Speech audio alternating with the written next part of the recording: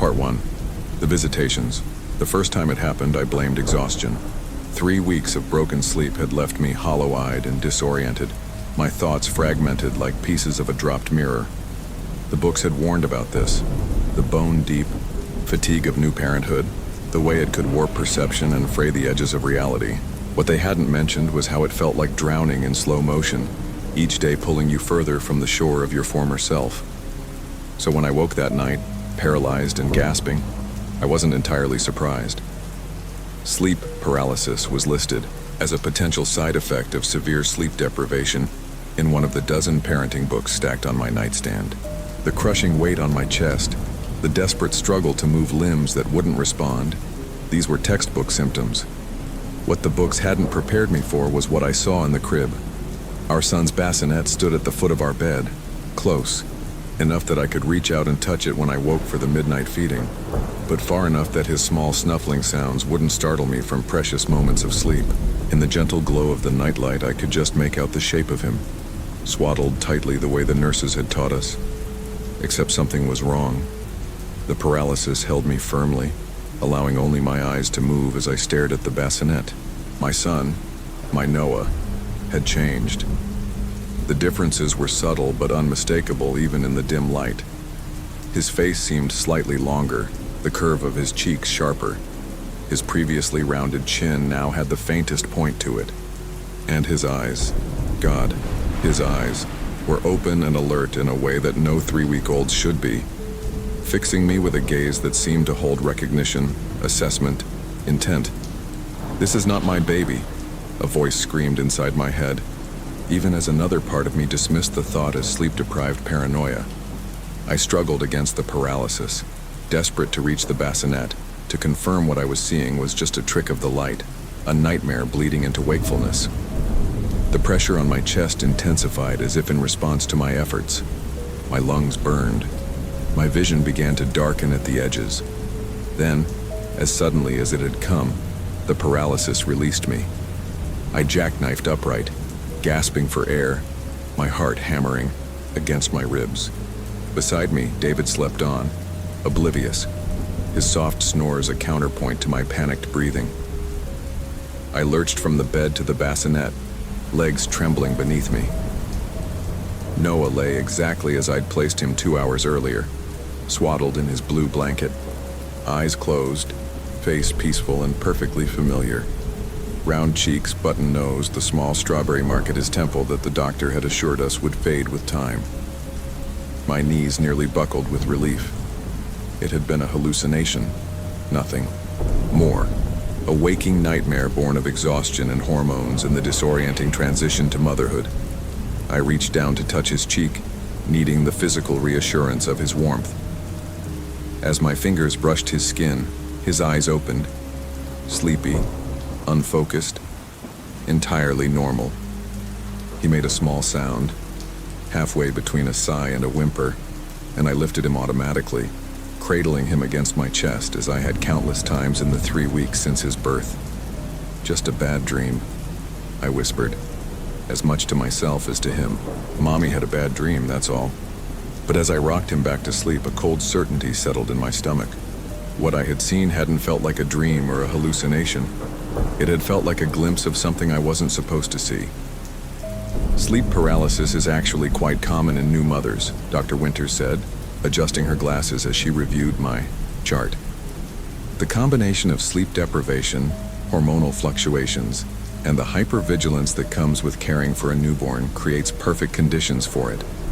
I'd called for an emergency appointment the morning after the episode, leaving David at home with Noah.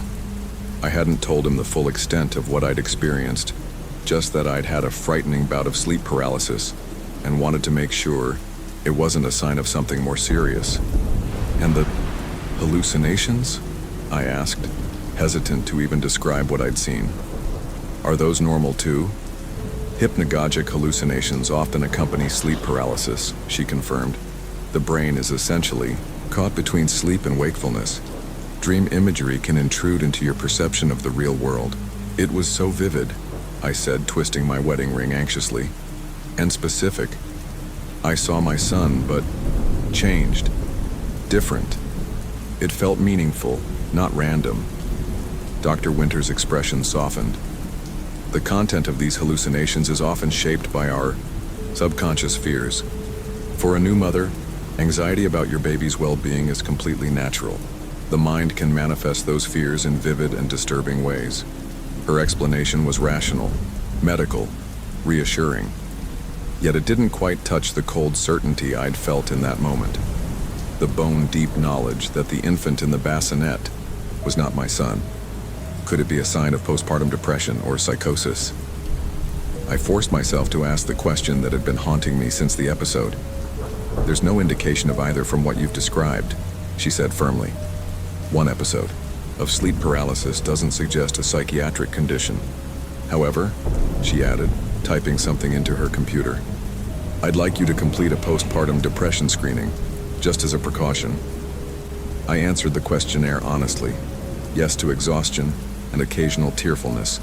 No to persistent sadness or thoughts of harming myself or my baby. The results confirmed Dr. Winter's assessment. Normal adjustment difficulties, not depression or psychosis. "The best treatment for sleep paralysis is better sleep," she advised as our appointment concluded. "I know that's easier said than done with a newborn, but try to sleep when the baby sleeps. Have your husband take one of the night feedings if possible. And consider moving the bassinet out of your bedroom. Many mothers find they sleep too lightly with the baby so close." I nodded, though I had no intention of moving Noah further away. If anything, the episode had intensified my need to keep him close, to be able to reach out and touch him at any moment, to reassure myself that he was still my son. "One more thing," Dr. Winters added as I gathered my things to leave. "If the episodes continue or if you begin to experience any symptoms of depression or anxiety, call me immediately. Don't wait for your next scheduled appointment." "I will," I promised, though a part of me already knew I wouldn't. How could I explain that the medical explanation, while logical, didn't address the visceral certainty I'd felt? That something about what I'd experienced went beyond sleep paralysis and hallucination? As I drove home, I resolved to put the incident behind me. I would follow Dr. Winter's advice, try to get more sleep, and focus on the joy of my beautiful, perfectly normal baby boy.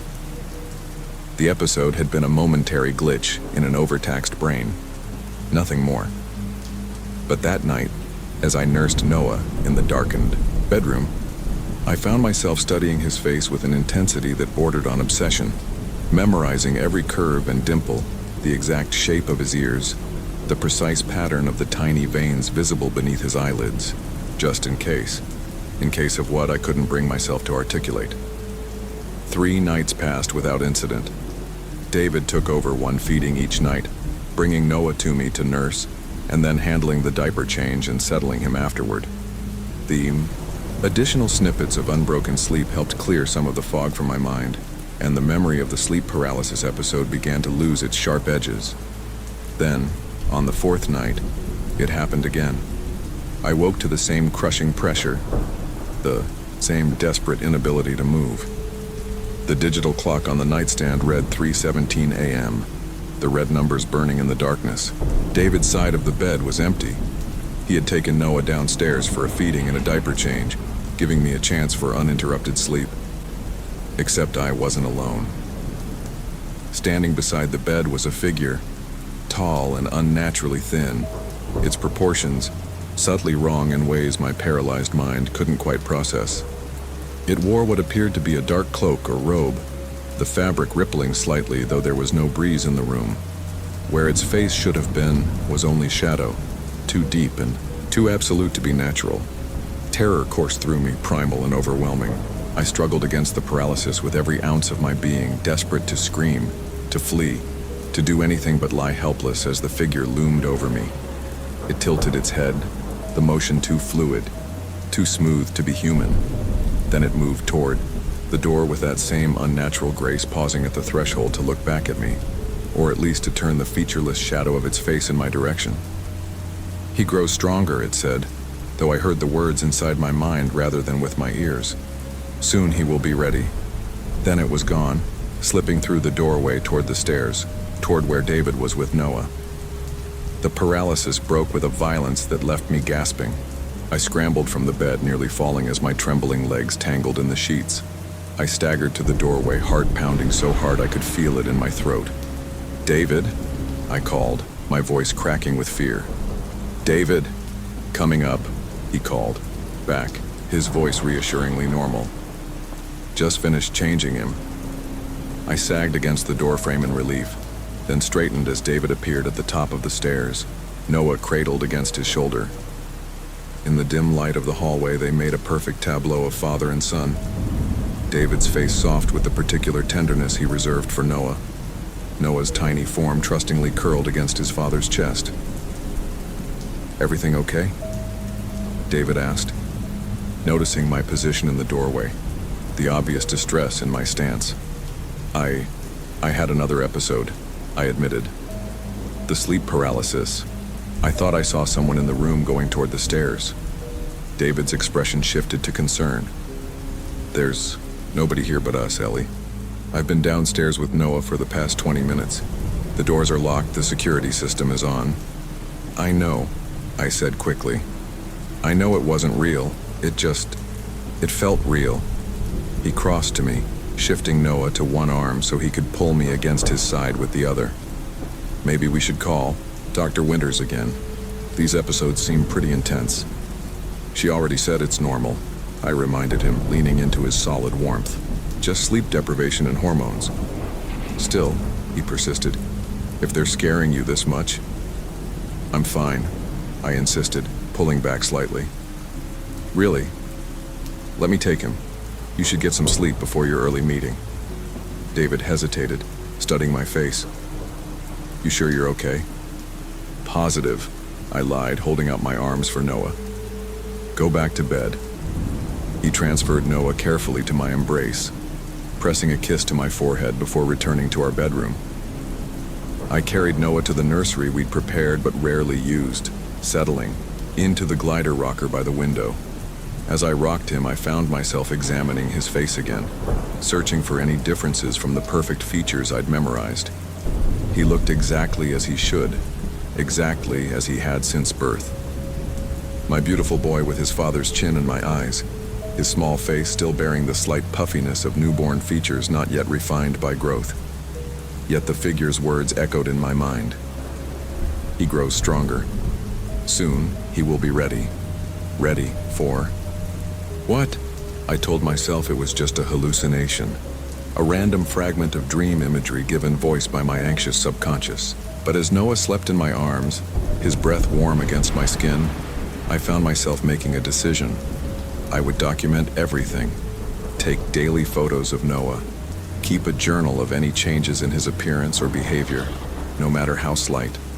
Not because I truly believed something was happening to him, I assured myself, but because having concrete evidence of his normal development would help dispel these irrational fears. It was a reasonable precaution, I told myself. Just a way to put my anxious mind at ease. I didn't acknowledge the deeper fear taking root in my heart, that I might one day need proof of who my son had been before whatever change was coming completed itself. Part 2. The changes, I'm worried. "About you," David said, his voice gentle but firm as he sat across from me at the kitchen table. Noah was asleep in his swing nearby, his small face peaceful in repose. "This documentation thing, it's becoming obsessive, Ellie. It had been 2 weeks since my second episode of sleep paralysis. In that time, I'd established a rigorous system, daily photographs of Noah from multiple angles, detailed notes about every aspect of his appearance and behavior, even measurements of his facial features using a soft measuring tape meant for sewing projects. "It's just for his baby book," I said, the lie coming easily after so many repetitions. "You know how fast they change at this stage. I don't want to miss anything." David's expression made it clear he wasn't convinced. "Most parents take a few photos, maybe note the first smile or when they start tracking objects. They don't measure the distance between their baby's eyes every morning or photograph their earlobes from 3 different angles." I flinched at the accuracy of his description. Had I been that transparent? "I'm just being thorough," I insisted, closing the notebook where I'd been recording Noah's measurements. It helps me feel connected to him, especially with all the sleep deprivation making everything so foggy. David reached across the table to take my hand. Have you been having more of those sleep paralysis episodes? The ones with hallucinations? I hesitated. The truth was that I'd experienced 3 more episodes since that night 2 weeks ago. Each time I'd seen the cloaked figure in our bedroom, and each time it had spoken the same cryptic words about Noah growing stronger, being nearly ready. I hadn't told David about these incidents, afraid of what they might suggest about my mental state. Just 1 or 2, I admitted, minimizing. They're not as frightening now that I know what they are. Maybe you should talk to Dr. Winters again, he suggested. Or consider the referral she gave you for that therapist who specializes in postpartum issues. I don't need a therapist, I said, pulling my hand away. I'm not depressed or psychotic, or whatever you're thinking. I'm just tired and being extra attentive to our son. I never said, you didn't have to, I interrupted, a flash of anger cutting through my exhaustion. I see how you look at me sometimes, like you're assessing my stability. I'm fine, David. I'm just a new mother being careful with her baby, he sighed, running a hand through his hair. A gesture I'd seen countless times during our 8 years together, usually when he was trying to find the right words for a difficult conversation. Okay, he said finally. But promise me something? If this documentation starts taking over, if it starts causing you distress rather than reassurance, you'll talk to someone. Either me or a professional. Deal? Deal, I agreed, relieved to end the conversation.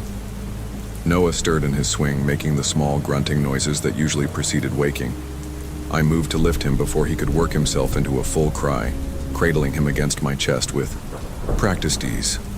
"I've got a conference call in 10 minutes, David said, standing and gathering his laptop. He worked from home 2 days a week now, a temporary arrangement his firm had agreed to during our first months with Noah. "Will you two be okay for a couple of hours?" "We'll be fine," I assured him, managing a smile that felt almost natural. "Maybe we'll go for a walk if the weather holds." He kissed me softly, then bent to press his lips to Noah's forehead. "Love you both," he said, before heading to the small home office we'd set up in what was supposed to have been a guest bedroom. Once he was gone, I carried Noah to the changing table we'd installed in a corner of the living room. As I unfastened his sleeper, I found myself studying his face with that now familiar intensity, comparing what I saw to the mental catalog I maintained of his features. Something caught my attention, a subtle difference in the shape of his eyes. They had always been slightly almond-shaped like mine, but today they seemed a fraction more elongated at the corners, the fold of the eyelid slightly more pronounced. My hands trembled as I reached for my phone, opening the photo I'd taken yesterday morning. I held it next to Noah's face, comparing.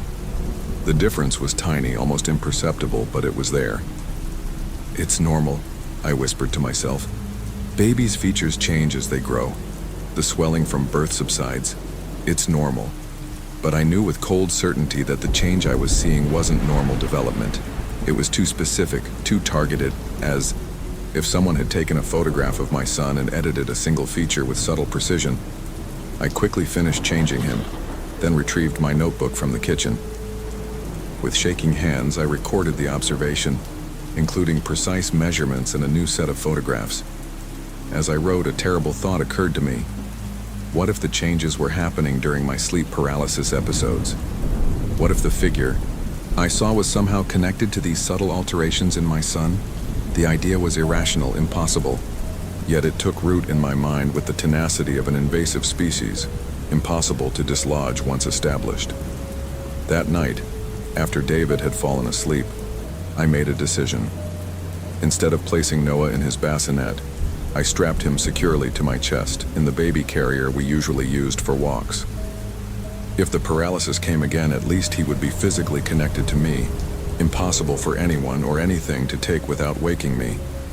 I lay awake for hours, listening to his soft breathing, feeling the reassuring weight of him against my chest. Eventually, exhaustion claimed me, pulling me down into uneasy sleep. The paralysis struck just before dawn. I woke to the familiar crushing pressure, The desperate inability to move. Noah was still secured to my chest, his weight both reassuring and terrifying. Reassuring because I could feel him there, terrifying because I couldn't move to protect him if needed. The figure appeared at the foot of the bed, its shadowed form seeming to absorb the dim light rather than merely blocking it. Unwise, it said, that same voice inside my mind. You cannot prevent what has begun. I struggled against the paralysis with renewed desperation, driven by maternal instinct to protect the vulnerable child strapped to my chest. To my shock, I felt my fingers twitch, then my hand, a small movement but more than I'd ever managed during previous episodes. The figure noticed too. It tilted its head, that unnaturally fluid motion sending a chill through me despite my partial victory over the paralysis. Your resistance is unexpected, it communicated, but futile. The replacement proceeds according to design. Soon there will be nothing left of what you call your son. Horror surged through me, along with a rage so pure and primal it burned through the remaining paralysis like acid through paper. I jackknifed upright, clutching Noah to me with one arm while the other reached for the bedside lamp, brandishing it like a weapon. "Get away from us," I screamed, no longer caring if I woke David or the entire neighborhood. But the figure was already gone, if it had ever been there at all. David bolted upright beside me, startled awake by my scream. "Ellie, what's wrong?" he demanded, reaching for the overhead light. In the sudden brightness, I blinked, disoriented. Noah was wailing against my chest, disturbed by my violent movement and shouting. David stared at me with alarm, taking in the lamp in my hand, the baby carrier, my wild expression. There was someone here, I gasped, still clutching the lamp. By the bed, it said it was replacing Noah, that soon there would be nothing left of our son. David's alarm shifted to a different kind of concern. "Ellie, there was nobody here. I would have woken up. The security system would have gone off." It was during the sleep paralysis, I tried to explain, my words tumbling over each other.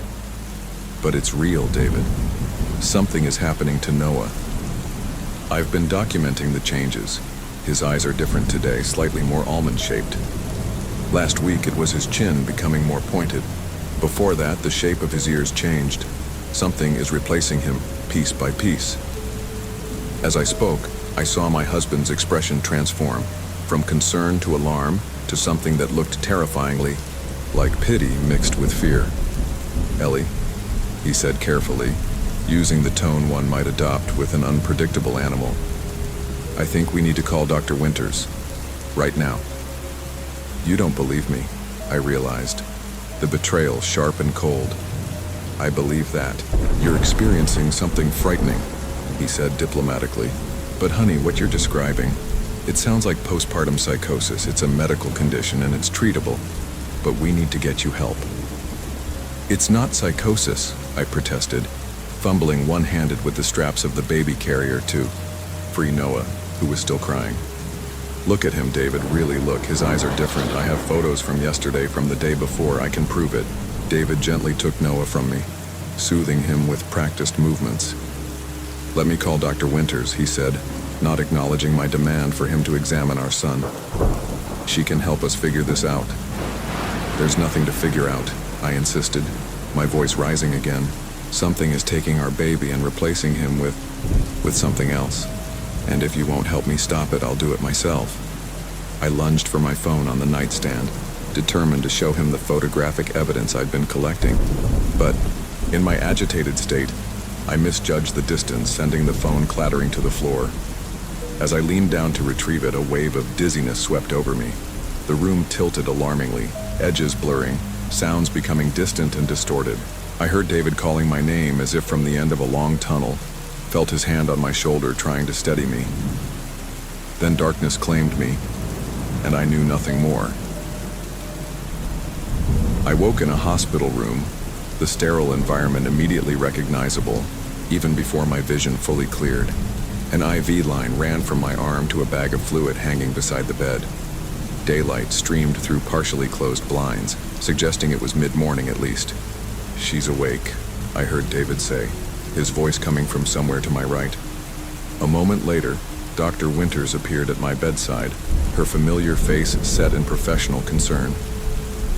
"Welcome back, Eleanor," she said, checking the monitors beside my bed. "How are you feeling? Where's Noah?" I asked immediately, trying to sit up. "Where's my baby?" "He's fine," David assured me, moving into view. He looked exhausted, his face pale and drawn, eyes reddened as if he'd been crying. "My mother came to stay with him at the house. He's perfectly safe." "You had a severe episode of sleep deprivation psychosis," Dr. Winters explained gently, "combined with dehydration and what appears to be self-imposed caloric restriction. When was the last time you ate a full meal, Eleanor?" I tried to remember, realizing with dim surprise that I couldn't recall. In my obsessive documentation and vigilance over Noah, I'd apparently forgotten to take care of my own basic needs. "I don't know," I admitted. "A few days ago, maybe?" Dr. Winters nodded, as if this confirmed something. "You collapsed from a combination of factors: extreme fatigue, dehydration, hypoglycemia. Your body simply couldn't continue functioning under those conditions." "But Noah," I began, "is a perfectly healthy, normal 6-week-old infant?" She interrupted firmly. "David showed me your documentation and the photos you've been taking. The changes you've been perceiving are either normal developmental progression or, in some cases, differences in lighting, angle, or the baby's expression when the photos were taken." I wanted to argue, to insist that the changes were real and deliberate, but exhaustion weighed on me like a physical presence, and somewhere beneath the fear and certainty, a small voice whispered that perhaps they were right. Perhaps what I'd been experiencing was a manifestation of postpartum psychosis, my sleep-deprived brain constructing an elaborate delusion. "We'd like to keep you for observation for 48 hours, Dr. Winters continued. "Get you properly hydrated, nourished, and most importantly, rested. I've prescribed a mild sedative to help you sleep without interruption." "But Noah needs me," I protested weakly. "The breastfeeding—" "We've discussed this," David interjected gently. "Mom is giving him the frozen milk you pumped, and we have formula as backup. 2 days of proper rest could make all the difference, Ellie." I looked at my husband's worried face, at Dr. Winters' professional concern, and felt the fight drain out of me.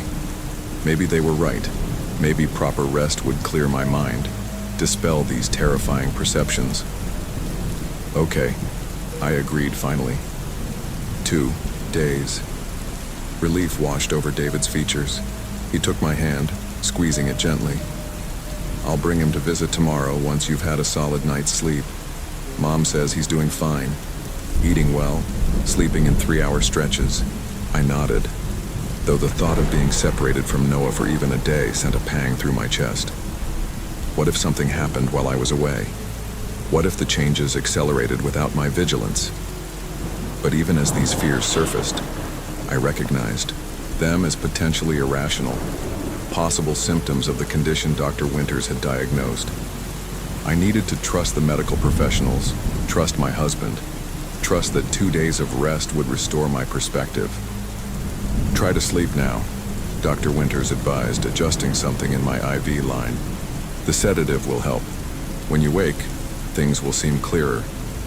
As the medication began to take effect, pulling me toward dreamless sleep, a final thought drifted through my mind. What if they were wrong? What if the changes were real and every hour I spent in this hospital bed was another hour in which my son was being incrementally replaced by something not entirely human? But before I could grasp that thought, examine it, the sedative claimed me completely and I slipped into the first unbroken sleep I'd had since Noah's birth. Part 3. The truth. The hospital stay achieved exactly what Dr. Winters had intended. 2 days of enforced rest, regular meals, and freedom from the constant vigilance of new motherhood restored a measure of clarity to my thinking. By the time I was discharged, I had begun to accept the possibility that what I'd experienced had been a manifestation of extreme sleep deprivation, combined with the hormonal fluctuations of the postpartum period. David brought Noah to visit on the second day, and I studied my son with newly critical eyes, trying to see him objectively rather than through the lens of my fears. He looked like Noah, my beautiful baby boy with his button nose and rosebud mouth, his eyes perhaps a shade more almond-shaped than at birth, but within the normal range of development. "See?" David said gently, noticing my careful examination. "Just our perfect little guy, growing and changing like he's supposed to." I nodded, cradling Noah against my chest, breathing in his sweet baby scent. "I'm sorry I scared you," I whispered to David. "I don't know what happened to me." "You don't need to apologize," he assured me. "You were exhausted and overwhelmed. It could happen to anyone. But it hadn't happened to anyone. It had happened to me." And despite the rational explanations, despite my willingness to accept that I'd experienced some form of psychosis, a small persistent doubt remained. The memory of the cloaked figure and its words was too vivid, too consistent across multiple episodes to dismiss entirely. I didn't share these lingering doubts with David or Dr. Winters. Instead, I agreed to the treatment plan they proposed: regular therapy sessions with a postpartum specialist, a prescription for mild anti-anxiety medication, and a schedule that ensured I got at least 6 consecutive hours of sleep each night, with David handling nighttime feedings using pumped milk or formula. "We'll get through this together," David promised as he drove us home from the hospital, Noah secured in his car seat in the back. One day at a time. I smiled and squeezed his hand, grateful for his unwavering support, despite the fear I must have caused him. Yet as we turned onto our street, approaching the charming colonial we'd purchased just before learning I was pregnant, a sense of unease settled over me. A feeling that I was returning not to safety, but to the source of a danger I still didn't fully understand. Our home had been built in the 1920s, one of the first houses in what was now a well-established neighborhood. We'd fallen in love with its character. The original hardwood floors, the crown molding, the built-in bookshelves flanking the living room fireplace. The previous owners had modernized the kitchen and bathrooms while preserving the home's historic charm, creating a perfect blend of old and new. Now, as we pulled into the driveway, I found myself wondering about the house's history, about who had lived here before us, about what might have happened within these walls that could connect to my experiences. It was an irrational train of thought, one I quickly suppressed as David came around to help me from the car. My mother-in-law, Margaret, greeted us at the door with a warm hug and the welcome news that she had prepared dinner and tidied the house. She would be staying for a week to help us transition, sleeping in the guest room and handling household tasks so David and I could focus on Noah and my recovery. "The nursery is all ready," she told me, her arm around my shoulders as we entered the house. "I put fresh sheets on the crib, though I know you'll probably keep him in your room a while longer." I thanked her, genuinely appreciative of her practical support. Margaret had always been kind to me, never the stereotypical intrusive mother-in-law, and her presence now was a comfort rather than a stress. That first night home established our new routine. I nursed Noah before bedtime, then took the anti-anxiety medication Dr. Winters had prescribed. David settled Noah in the bassinet, now moved slightly further from our bed, but still within easy reach. Margaret had prepared the guest room down, the hall for herself, close enough to help if needed, but giving us privacy. "I'll handle the midnight feeding," David promised as we settled into bed. "You sleep straight through until morning." I nodded gratefully, already feeling the medication's gentle pull toward sleep. As consciousness faded, I found myself hoping, praying, that the sleep paralysis episodes had been nothing more than manifestations of exhaustion and anxiety, that they would not return now that I was rested and medicated. But at 3:17 a.m., I woke to the familiar crushing pressure, the desperate inability to move. The digital clock's red numbers seemed to pulse in the darkness, marking the exact time my previous episodes had occurred. Despite the medication, despite the rest, the paralysis had returned with undiminished force. The bassinet was empty. David must have taken Noah downstairs for his feeding, just as planned. I was alone in the room, or so I thought, until the shadow by the window moved, The cloaked figure stood there, more distinct than in previous episodes, its outline sharper against the pale curtains. It made no move toward me, simply observed with that featureless face that somehow conveyed attention, assessment. "You have been away," it communicated, the words forming in my mind. "It has accelerated the process in your absence." Terror and rage surged through me in equal measure. I fought against the paralysis with everything I had, focusing all my will on breaking free, on confronting this thing that threatened my child. To my shock, I felt my fingers move, then my hand, then my arm. The paralysis was weakening, whether due to the medication, my improved physical condition, or sheer maternal determination. I was breaking through. The figure seemed to notice my partial success. It tilted its head in that unnaturally fluid motion. "Impressive," it acknowledged. "Your bond with the original is stronger than anticipated, but it changes nothing. The replacement is nearly complete." With a final surge of will, I broke free of the paralysis entirely, sitting upright with a gasp. "What are you?" I demanded, my voice hoarse but audible. "What are you doing to my son?" For the first time, the figure moved toward me rather than away, gliding across the room with that same unsettling grace I'd observed before. It stopped at the foot of the bed, looming over me. "We have many names in your legends," it replied. "Changelings, substitutes, the fair folk's gift and curse. We take what we need to survive, replacing it with one of our own, transformed to match. The process must be gradual to avoid detection, the replacement occurring in small increments, during the twilight state when barriers between worlds are thinnest." "Why?" I asked, trembling but holding my ground. "Why Noah? Why us?"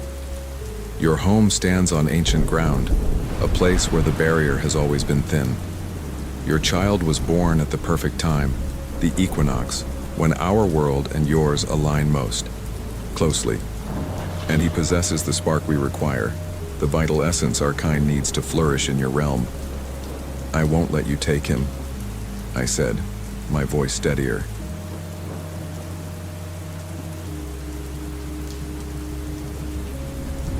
Part 1. Exposure. The first anomaly appeared in a series of night sky photographs I took at Crater Lake. I'd set up my camera for a 6-hour exposure, hoping to capture star trails arcing over the caldera. The technique was simple but effective. Mount the camera on a tripod, set the aperture wide, ISO low, and shutter speed to bulb mode. Then let the Earth's rotation paint circles of starlight across the sensor while I slept in my tent nearby.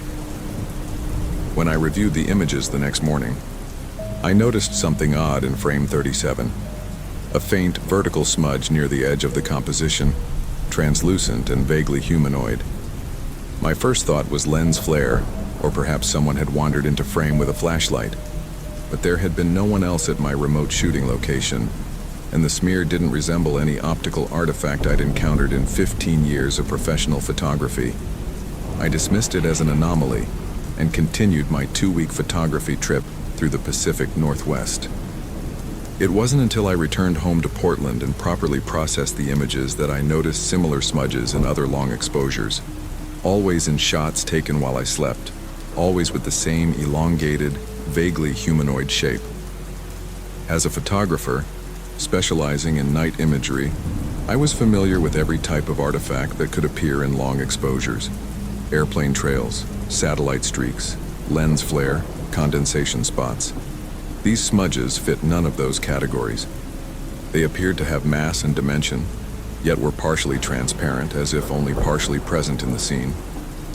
I posted one of the images to a photography forum, asking if anyone had encountered similar anomalies in night photography. "Looks like someone walked through your frame," one commenter suggested. "No one was there," I replied. "I was alone at the location." "Could be moisture on the lens creating diffraction," offered another. But I knew better. The lens had been dry, the night clear and cold. A third commenter sent me a private message. "I've seen these before. Check your sleep patterns." That struck me as odd. What did my sleep have to do with photographic anomalies? I didn't respond, but the comment lingered in my mind. 2 weeks later, I was setting up for another night shoot in my apartment. I'd been experimenting with interior long exposures, capturing the subtle play of moonlight and street lamps across my living space over the course of a night. As I positioned my camera, I remembered the strange comment about sleep patterns. On impulse, I redirected the camera toward my bedroom, framing the shot to capture my bed and the window beyond. I set the exposure for 8 hours, matching my typical sleep duration, and went to bed as usual. That night I experienced sleep paralysis for the first time in months. I'd had episodes sporadically since college, that terrifying state of waking, consciousness while the body remains immobilized by sleep, sometimes accompanied by a crushing pressure on my chest, sometimes by the distinct sensation of a presence in the room.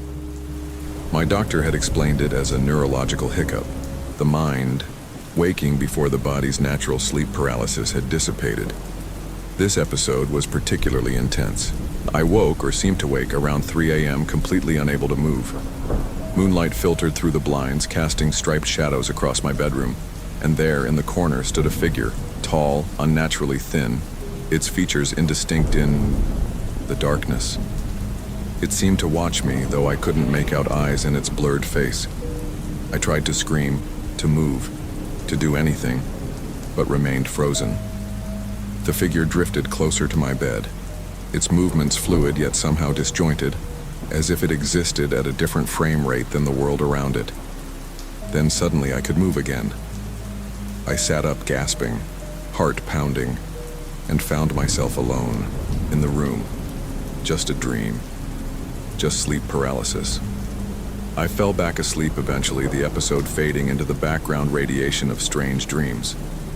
In the morning, I checked my camera with more curiosity than usual. The resulting image made my blood run cold. There, captured in the long exposure, was a luminous vertical smudge beside my bed, exactly where I'd dreamed the figure standing.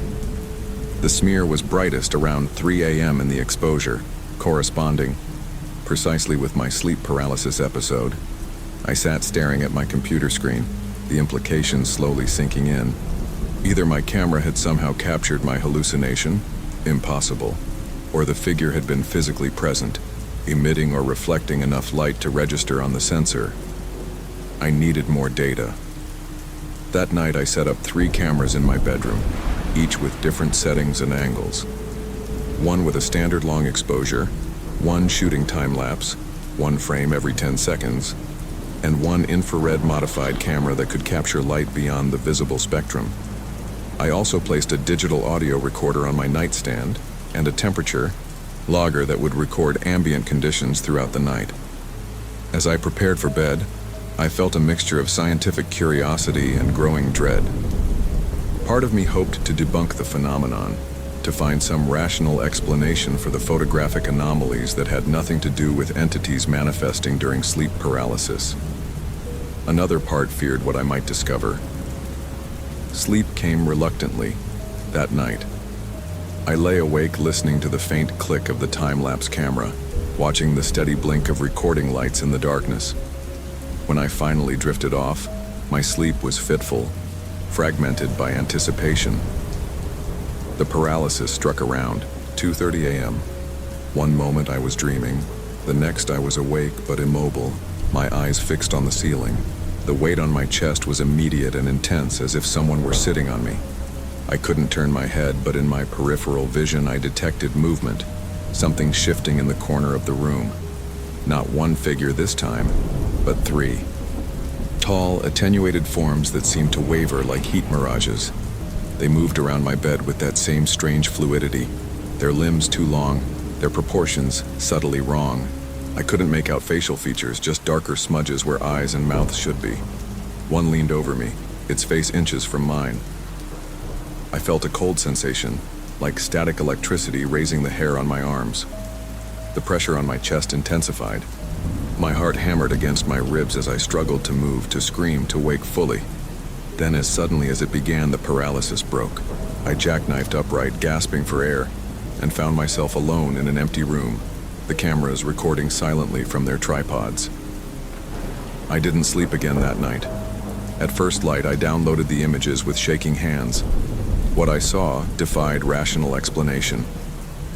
The long exposure camera had captured 3 distinct luminous figures around my bed, their forms elongated and partially transparent, but unmistakably humanoid. The time-lapse sequence was even more disturbing. It showed the figures materializing around 2:28 a.m., moving around my bed, one leaning over me, then gradually fading from view by 2:36 a.m., 8 minutes. The entire episode had lasted 8 minutes, though it had felt like an eternity. The infrared camera provided the most shocking images. In its spectrum, the figures appeared more solid, with distinct anatomical features that were both humanoid and wrong. Limbs too long and jointed in impossible ways, torsos unnaturally narrow, heads elongated and featureless except for dark recesses where eyes should be. The temperature log showed a drop of nearly 12 degrees during those same 8 minutes, returning to normal when the figures disappeared. The audio recorder had picked up nothing but my labored breathing and the faint click of the time-lapse camera. The entities, whatever they were, made no sound.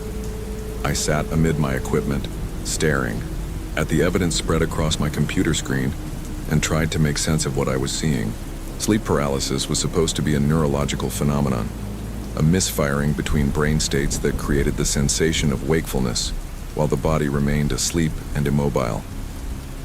The accompanying hallucinations were just that, hallucinations, products of a brain struggling to interpret conflicting signals. But cameras don't hallucinate. Temperature sensors don't have nightmares. Whatever I had captured was physically present in my bedroom, interacting with light, affecting ambient temperature, manifesting during the precise window of my sleep paralysis episode. I needed to understand what I was dealing with, and I needed to know if I was the only one experiencing this phenomenon. Part 2. Development. I spent the next week in a research frenzy, sleeping only when exhaustion overtook me, always with my cameras running. The entities appeared during each sleep paralysis episode, sometimes one, sometimes several, always with the same elongated forms and fluid movements, always captured by my cameras. I created a private online gallery of the images and shared the link in specialized forums, sleep disorder communities, paranormal research groups, and photography technical boards. I was careful not to make extraordinary claims, presenting the photos as unexplained phenomena that correlated with sleep paralysis episodes, asking if others had experienced something similar. The responses varied wildly. Sleep researchers suggested complex explanations involving hypnagogic hallucinations, somehow affecting my perception of the photographs. Paranormal enthusiasts immediately labeled the figures as shadow people or astral entities. Photography experts proposed various technical artifacts that might create such images, but among the noise were 5 responses that chilled me. I've seen them too, never photographed them. They've been visiting me for years. I call them the Watchers. Had sleep paralysis since childhood. These look exactly like what I see. I'm a photographer with sleep paralysis, going to try your setup tonight. They don't like being recorded. Be careful. That last comment came from a user named Frequency Watcher, who refused to elaborate when I messaged them privately. Their only response: they notice attention. Attention draws more attention. Despite this cryptic warning, I continued my documentation. I refined my camera setup, adding a full-spectrum light that would activate if the temperature dropped suddenly, providing better illumination for the cameras. I also added motion sensors and an EMF detector, standard tools in paranormal investigation that I'd previously considered pseudoscientific, but now seemed worth trying. 3 other photographers from the forums attempted similar documentation of their sleep paralysis episodes. 2 captured nothing unusual. The third, a woman in Helsinki, sent me images that made my heart stop, the same elongated figures I'd been photographing, captured during her sleep paralysis episode. Different country, different camera, same entities. We began corresponding regularly, sharing data and observations. Marya had experienced sleep paralysis since her teens, but had never thought to document it photographically until seeing my images. Now that she had captured the entities on camera, her episodes were increasing in frequency, just as mine were. It's as if photographing them strengthens their connection to us, she wrote, or perhaps makes them more interested in us. The notion was unsettling, but it matched my experience. Before I began photographing the phenomena, I'd experienced sleep paralysis perhaps once every few months. Now it was happening 3 or 4 times a week, and the episodes were lasting longer. What had initially been brief experiences of 5 to 8 minutes were now stretching to 15, sometimes 20 minutes according to my camera timestamps. The entities were staying longer, their forms becoming more distinct in each subsequent photograph. A month into my research, I received an email from a Dr. Eleanor Chen, who identified herself as a sleep researcher at a university I recognized. She'd seen my photos through a colleague on one of the forums and wanted to discuss my documentation methods. We arranged a video call, during which she revealed she was actually part of a small research group studying the connection between sleep, paralysis, and what she called hyperdimensional phenomena. "Your photographs are the clearest documentation we've seen of the entities," she explained. Her face on my screen was serious, framed by short gray hair. "Most subjects can only describe their experiences. You've managed to capture objective evidence." "What exactly are they?" I asked. "These entities." Dr. Chen sighed. "We don't know with certainty. Our working theory is that they exist in a different frequency range of reality than our normal perception. Sleep paralysis creates a state where human consciousness can temporarily perceive these frequencies, like tuning a radio to pick up a normally inaudible station. But they're physically present enough to affect photographic equipment, temperature, electromagnetic fields," I pointed out. "Yes, they appear to be able to partially manifest in our physical reality during these episodes. What concerns us is that our data suggests these manifestations are becoming more substantial over time. Meaning they're learning to stay longer, manifest more completely. Your sequential photographs demonstrate this clearly. Compare your earliest images to your most recent. The entities are more defined, more present." She was right. My latest photographs showed figures that, while still translucent, had distinct features. Limb-like appendages, torso-like centers, head-like upper portions with dark recesses suggesting sensory organs. "We'd like to include you in our study," Dr. Chen continued. "Your documentation methods are superior to anything we've developed. With your permission, we'd like to provide you with additional equipment and protocols." I agreed, partly out of scientific curiosity, partly because I desperately wanted to understand what was happening to me. Within days, I received a package containing specialized equipment, a spectroscopic camera that could capture light across a much wider range than my modified DSLR, a more sensitive thermal imaging system, and an advanced brainwave monitor that would record my neural activity during sleep paralysis episodes. The new equipment captured even more disturbing details. The spectroscopic camera revealed that the entities emitted light in wavelengths just beyond normal human perception, explaining why they appeared more substantial in infrared and ultraviolet ranges.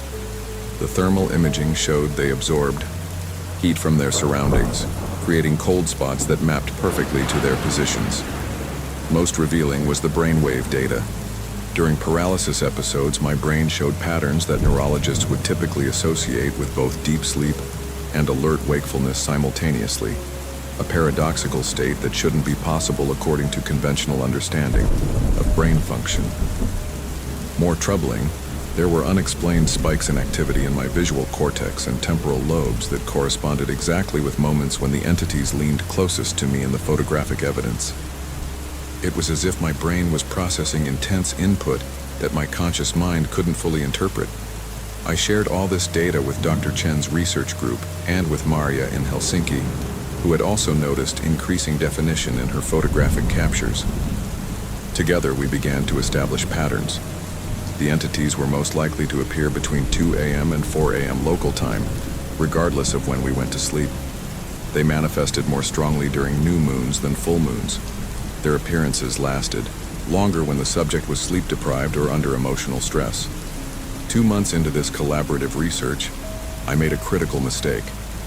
Frustrated by the limited audience for what I considered groundbreaking evidence, I published a carefully curated selection of my photographs on my professional website, along with a detailed explanation of my documentation methods and preliminary findings. I didn't expect what happened next. The post went viral within hours. Photography blogs picked it up first, debating the technical aspects of capturing the phenomena. Then paranormal sites amplified it further. By the end of the week, mainstream news outlets were running stories with sensationalist headlines like "Photographer Captures Ghosts During Sleep" and "Proof of Interdimensional Beings Found in Portland Apartment." I received thousands of emails from people sharing their sleep paralysis experiences, from skeptics offering alternative explanations, from religious groups warning about demonic activity, from scientists requesting my raw data, and from photographers, hundreds of photographers who wanted to replicate my results. Within 2 weeks, the first corroborating images began appearing online.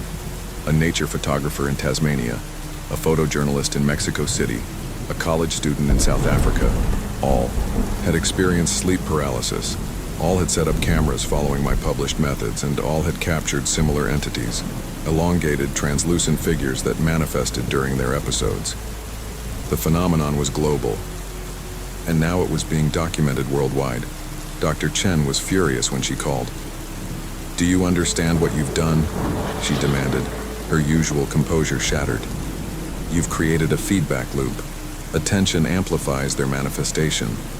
The more people document them, the stronger their presence becomes. People deserve to know what's happening during sleep paralysis," I argued. "This could revolutionize our understanding of consciousness, of reality itself." "At what cost?" she countered. "We don't understand what these entities want, what effect they have on the human mind during these interactions. You've essentially invited thousands of people to make themselves more vulnerable to phenomena we barely comprehend." I didn't have a good answer. I'd acted out of a researcher's instinct to share discoveries, to seek peer validation, but I couldn't deny the pattern emerging in the new data flooding in from around the world. People who successfully photographed the entities reported increasing frequency and duration of sleep paralysis episodes afterward. Whatever these things were, they responded to attention, especially the focused attention of documentation. A week after my post went viral, I received a different kind of communication, a text message from an unknown number. "Your residence is compromised. Entities remaining after episodes now. Take only essential items and photography equipment.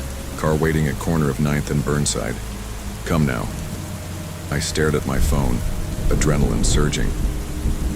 How did they know?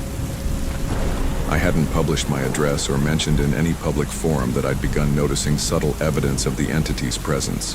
Outside of sleep paralysis episodes, a cold spot that persisted in the corner of my bedroom, strange artifacts appearing in regular daytime photographs taken in my apartment, the growing sense of being watched even when fully awake. I moved to the window and carefully peered out. A black SUV with tinted windows was parked exactly where the text had indicated. As I watched, the driver's window lowered slightly and a hand emerged, making a clear, "Come here" gesture.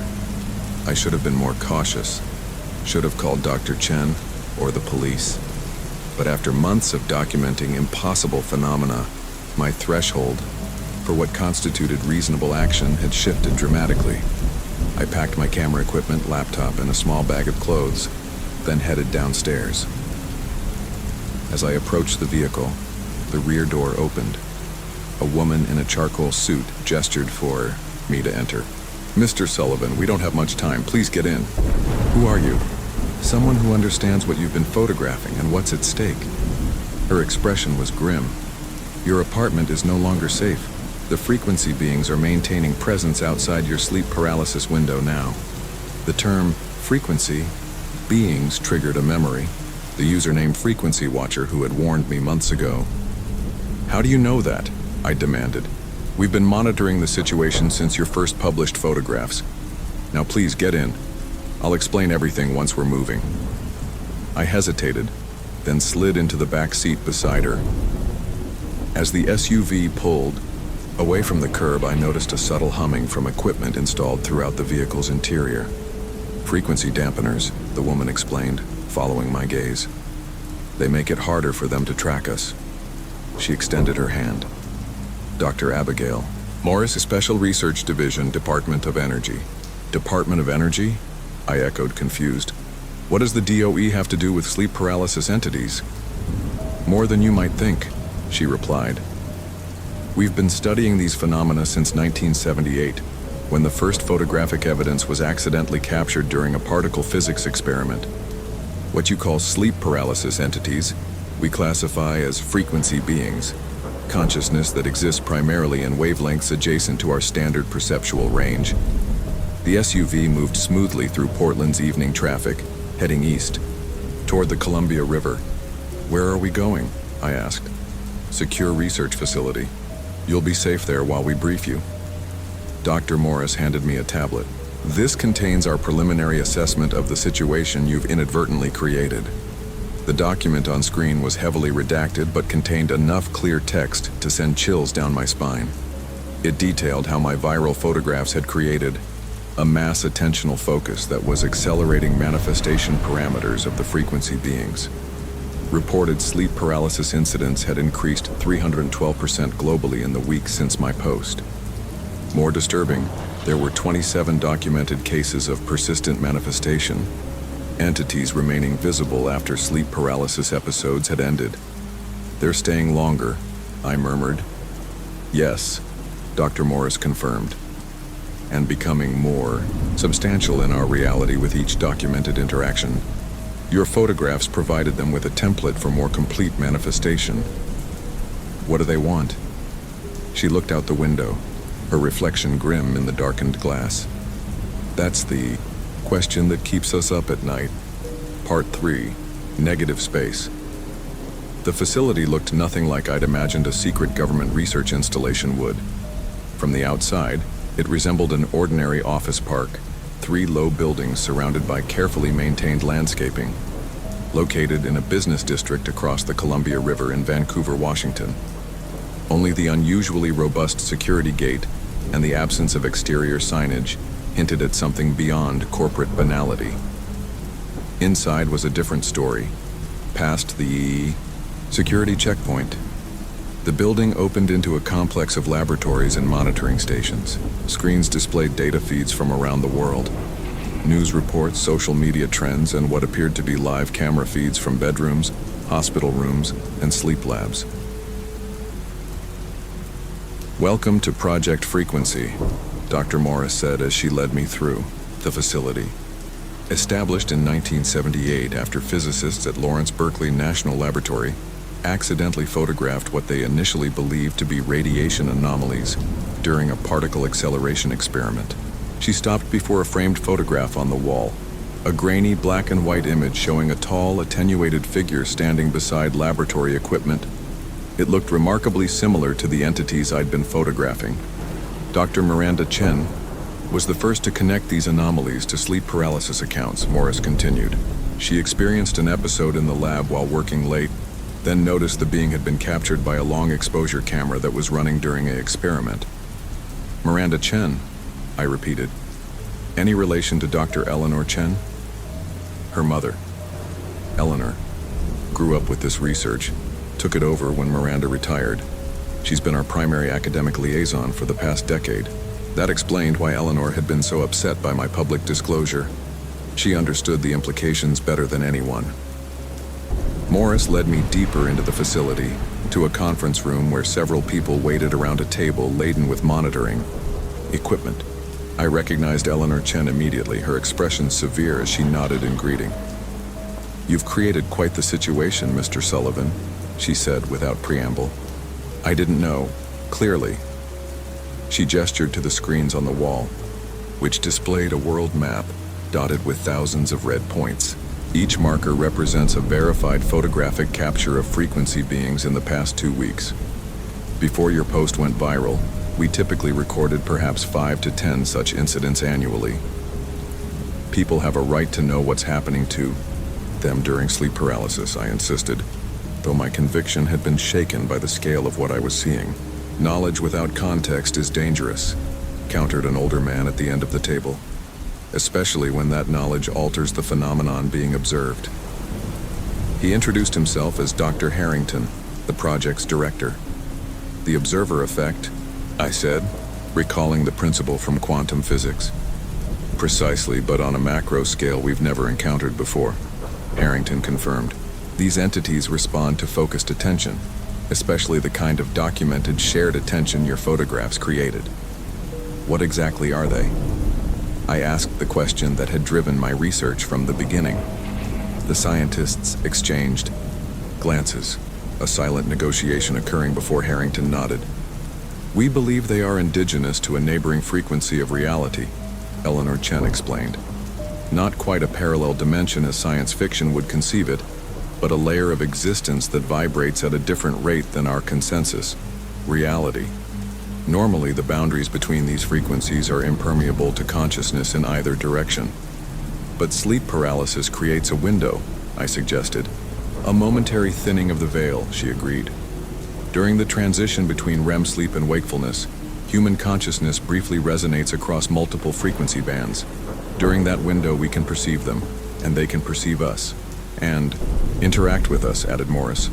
What your brainwave data showed, those spikes in your visual cortex and temporal lobes, suggest information exchange. They're communicating with us during paralysis? The idea was both fascinating and disturbing. Not communication as we understand it, Harrington clarified. More like sampling, tasting. They appear to be absorbing information directly from human consciousness during these interactions. A chill ran through me as I recalled the sensation of the entities leaning close during my episodes, the feeling of cold electricity as they hovered near my face. What do they want with this information? I asked. That's where opinions within the project diverge, Morris said carefully. Some believe it's simple curiosity. Consciousness exploring consciousness across frequency boundaries. Others suggest it's a form of feeding. They derive some essential energy or information from human minds during these states. And some of us, Eleanor added quietly, are concerned it may be reconnaissance. For what? Incursion. Harrington's voice was grave. Your viral photographs have created an unprecedented situation. Before, these entities were limited to brief manifestations during specific neurological states. Now, with thousands of people actively documenting them, creating a mass attentional focus, they're learning to maintain presence in our frequency for increasing durations. He gestured to another screen showing a time graph. Average manifestation. Duration has increased from 7.3 minutes to 23.6 minutes in the past 2 weeks.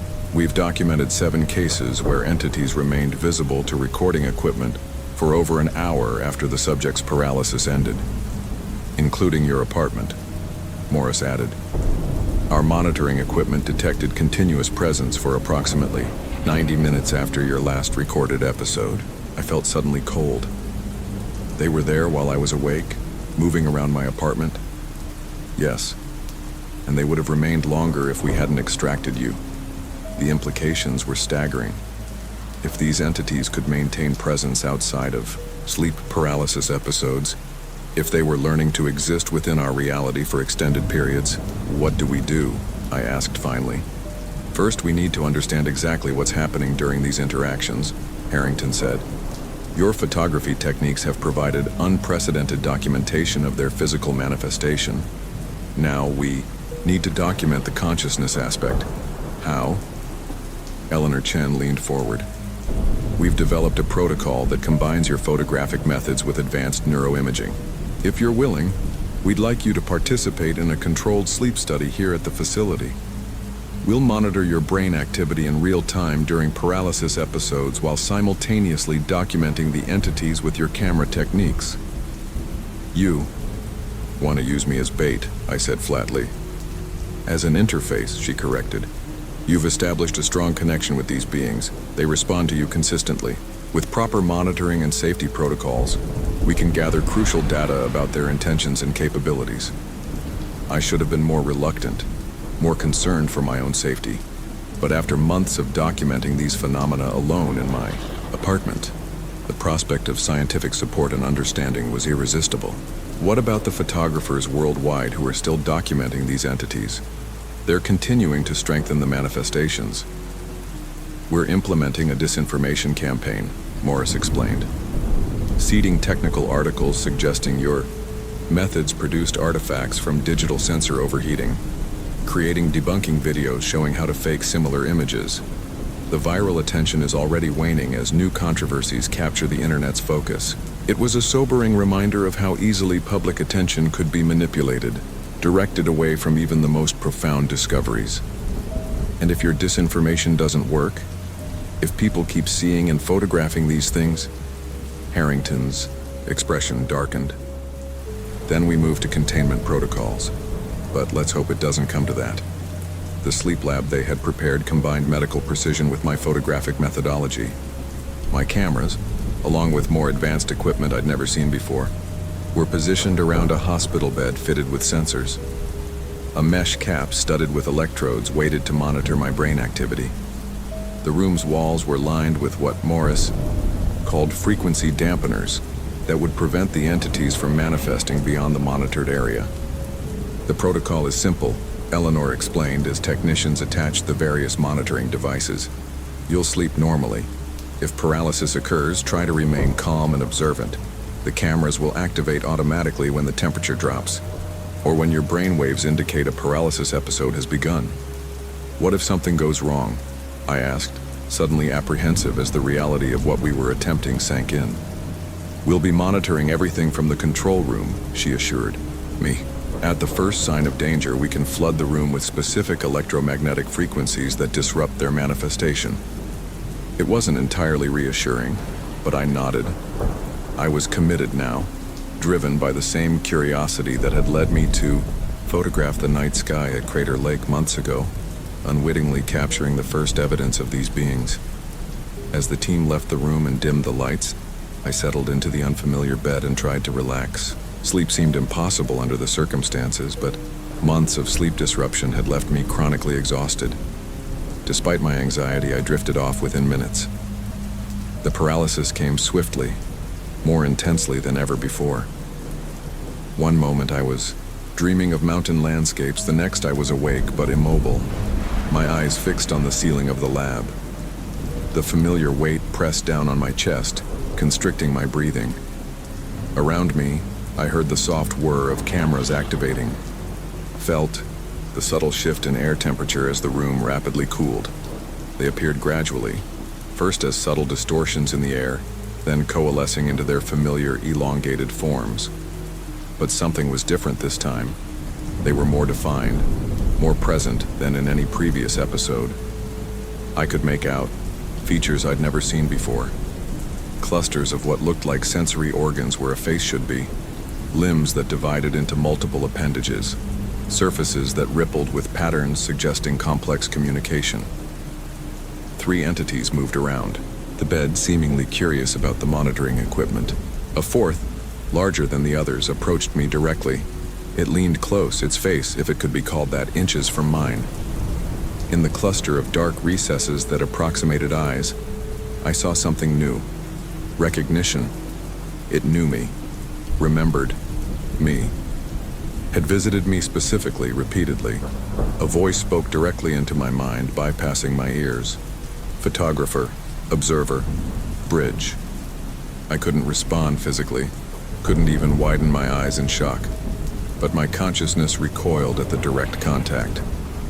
We see through your seeing, the voice continued, a strange resonance that felt both ancient and utterly alien. Your attention opens the way. Around the room, equipment beeped and whirred as the monitoring systems registered whatever was happening. The cameras clicked rapidly, capturing what I hoped was evidence of this unprecedented communication. What do you want? I thought, directing the question toward the entity. To exist in your frequency, to expand, to learn. The concepts came as packages of meaning rather than distinct words. Your kind perceives so narrowly, yet creates so vividly. Consciousness that builds rather than flows. Fascinating. The other entities had gathered now, all focused on me. I felt a sensation like fingers rifling through pages as if they were scanning my memories, my knowledge, my understanding of reality. Stop, I thought desperately. You're invading my mind. Boundaries are illusions, came the response. Frequencies blend when properly attuned. You have helped attune many to our frequency. Soon, permanent bridging will be possible. The implications struck me with horrifying clarity. These entities weren't simply curious visitors from another plane of existence. They were preparing for something larger, using the attention generated by my photographs to strengthen their ability to manifest in our reality. Why? What will you do here? The entity's response was neither malevolent nor benign, simply matter of fact. Expand, experience, consume what is useful, as all consciousness does when entering new territory. Consume what is useful. The phrase echoed in my mind as the paralysis began to fade, the entities becoming less distinct as my mobility returned. The largest one lingered longest, its form the last to dissolve as I finally managed to move my fingers, then my arms. Bridge established, it seemed to say, though whether I heard it or imagined it, I couldn't be sure. Thank you for your service, photographer. Then it was gone and I was gasping for breath in an empty room, the cameras still whirring, the monitors beeping urgently as the door burst open and the research team rushed in. We got it, Eleanor said, her face pale but triumphant. We recorded the entire interaction, both the visual manifestation and the neural patterns during communication. They're planning something, I managed to say between ragged breaths. Using our attention, our documentation to strengthen their presence here. We know, Morris said grimly. The neural data is clear. They're not just visitors, they're advanced scouts. Harrington approached, studying the preliminary images on a tablet. The manifestation was far more substantial than anything we've recorded previously. And the duration, nearly 40 minutes, they're getting stronger. What do we do? I asked, the entity's final words still echoing in my mind. Bridge established. We need to close the door you've opened, Eleanor said, not unkindly. Reduce the attention focused on these phenomena. Discourage further documentation. Will that be enough? I wasn't convinced. They said the bridge is already established. Harrington's expression was grave. Perhaps not, but it's where we start. And now, thanks to your documentation, we have a much clearer understanding of what we're facing. As the team bustled around, me, downloading data, comparing readings, I stared at the empty space where the entities had been. In my mind, I could still hear that alien voice. Thank you for your service, photographer. I had set out to document strange smears in my night photography, and had instead helped open a door between worlds. A door that might not close as easily as it had opened. Whatever came next, I knew my nights of peaceful sleep were over. The Aibari camera had captured truth as cameras are designed to do. But some truths, once exposed, cannot be hidden again. The entities were real. They were coming. And in some small but significant way, I had helped them find their way here. One long exposure at a time.